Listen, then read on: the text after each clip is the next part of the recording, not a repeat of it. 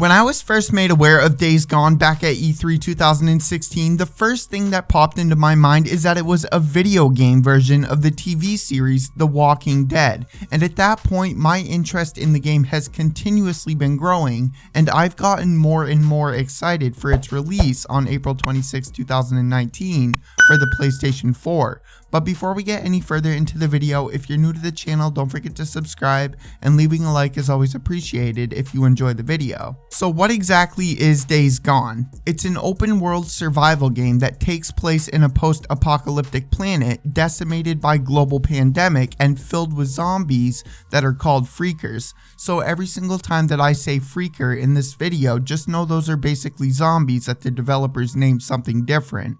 As far as the story goes for Days Gone, it's going to sound very familiar to you. It's about Deacon St. John, who prefers to live and explore the dangerous outside world filled with freakers, rather than just living the rest of his life stuck inside a camp enclosed inside of safe walls. He doesn't care if it means dealing with the dangers outside of the safe zones and has to fight off freakers. The game's plot takes place 2 years after the global pandemic that turned millions into mindless freakers.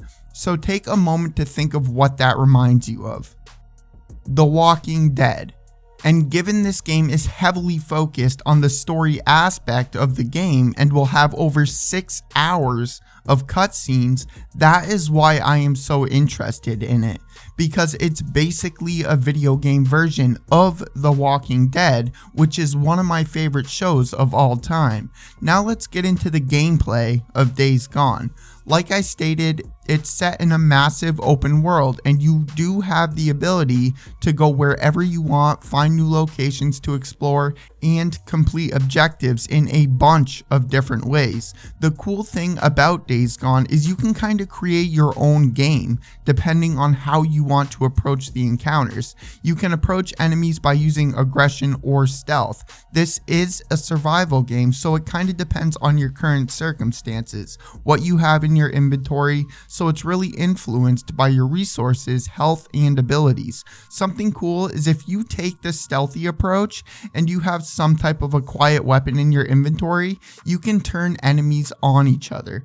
So if you see two enemies near each other, shoot one of them with a bow and arrow, the other one will think that it was the guy behind him and will do all the work for you, making it so that you only have one person to fight rather than two. And just like the game that we went over the other day, World War Z, that plays much differently, Days Gone will also have a large variation of freakers. So before you go in and attack one of them, you will really need to think and analyze what you're going up against.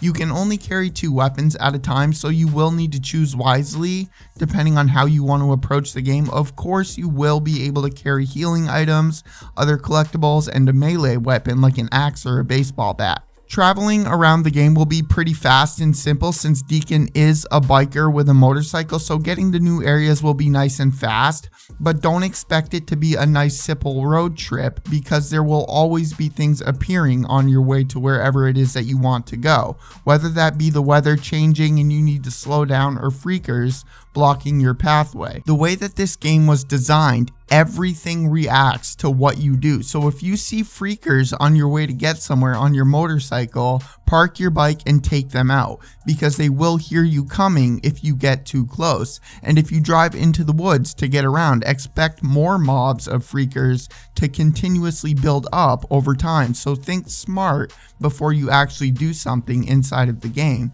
So there is your spoiler-free Days Gone gameplay explanation. I wanted to thank you for the support on the gameplay explained videos. It's nice to know people respect the shorter, straight to the point videos on YouTube still, and I'm not required to make a video with a bunch of time fillers to enable more ads and get more watch time. But that's going to bring us to the end of the video, guys. I hope that you enjoyed it. Remember to support the video with a like if you did, subscribe if you haven't already, and I'll catch you guys in the next one. Peace.